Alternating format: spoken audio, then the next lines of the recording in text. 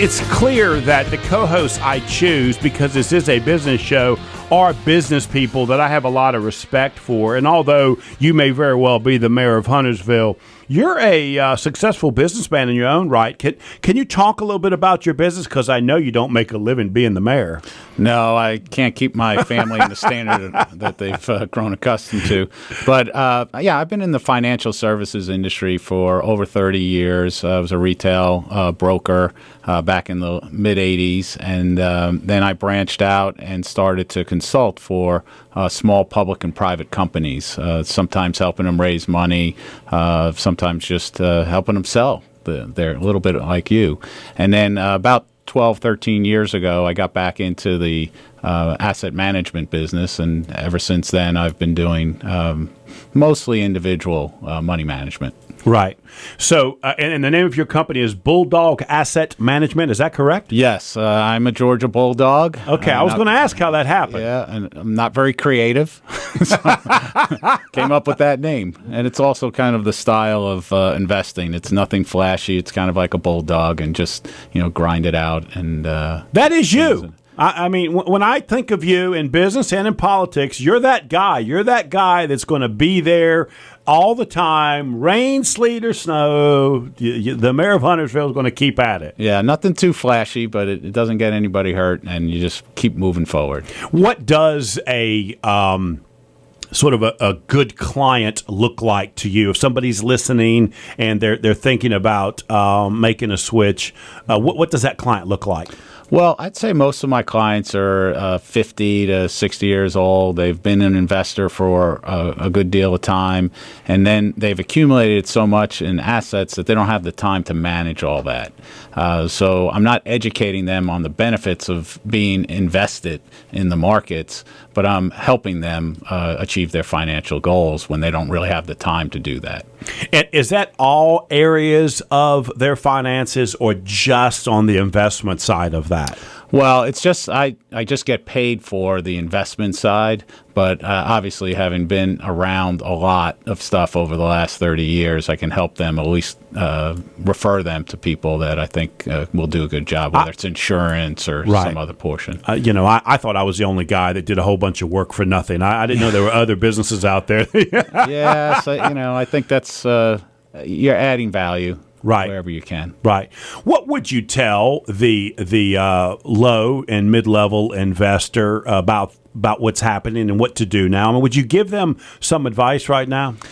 It's been remarkable. I can't say, having been in the industry for over 30 years, you always learn something, and you always feel like you don't understand everything.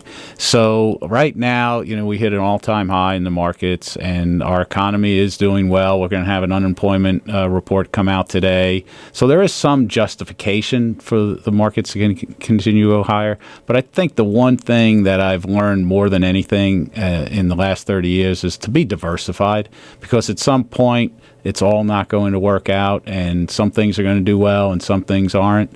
But the small investor, it's be diversified. Don't try to time the markets, and always have a little cash on hand so you can basically take advantage of some opportunity down the road. Right.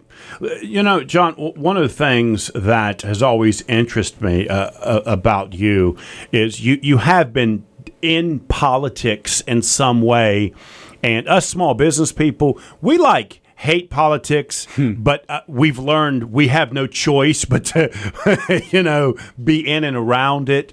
Talk a little bit about locally how politics and small business, they tend to merge in a way that, whether we like it or not, it is part of our lives. Well, absolutely. And, you and I talked earlier off air.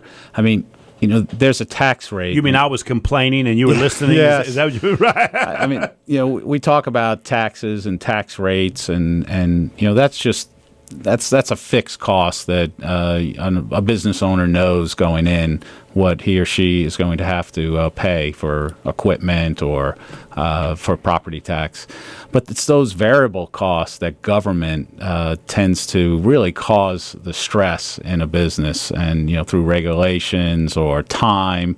And one of the things I've tried to do is put a more business friendly atmosphere into the government of Huntersville, and in your case, that's not just words. I mean, there really is a true character that your government can take on when it's in the hands of different leadership. Yeah, we're really a customer service oriented profession as a government. And we don't get that enough. Oh no, I don't. So we're trying. We're right. working that out, and it's been interesting. I mean, we have good people in Huntersville. We have good people in all positions in government. But I think it's a mentality that you need to show by leading people and giving them examples of, hey, how can we do something better to help facilitate small business owners' dreams of being successful. Yeah. Well, and you and I talked before. I'd like to call it the green room, but the room's not green, so I can't. No. But one of the things you're doing that I really like is you're asking the staff to help small business find a solution to what it is they want to do, and instead of just simply saying, "I don't interpret the law to allow you to do that." Right. I mean, you can't tell somebody no as your first answer. You have to check it out, see what we can do to help facilitate this, and ultimately, if there is an ordinance that needs to be modified, well, let's modify it. And we have a process that just started about 18 months ago where we look at any ordinance that somebody has an issue with, and we try to vet it, and if it needs to be changed, we change it. If not, then we explain why we have it. And we've probably changed 15 to 18 ordinances in the last 18 months, and at least half of those were suggested by our staff. Right. And I guarantee you those 15 ordinances probably saved tons of hours for the small business person as they're trying to grow, put together some sort of system or process that will give them a lot of value in the area. And those are that's not a small thing to change, but it is a really big issue for small business people. Yeah. I mean, I can give you a perfect example. We set up something where if you want to go for a rezoning, it can be very costly. How about before you go spend that money, come in, talk to staff, talk to a couple of commissioners, see if it's something that will have a lot of resistance to. And then you can make the decision if you want to spend that money or come up with a different plan. And I think we probably had at least 3 or 4 entities come and say, you know what? Doesn't look like this is going to work out. I don't need to go through the pain of hiring. And money. You're talking tens of thousands of dollars to do something like a rezoning. And, I think there's value in that. I think people appreciate that.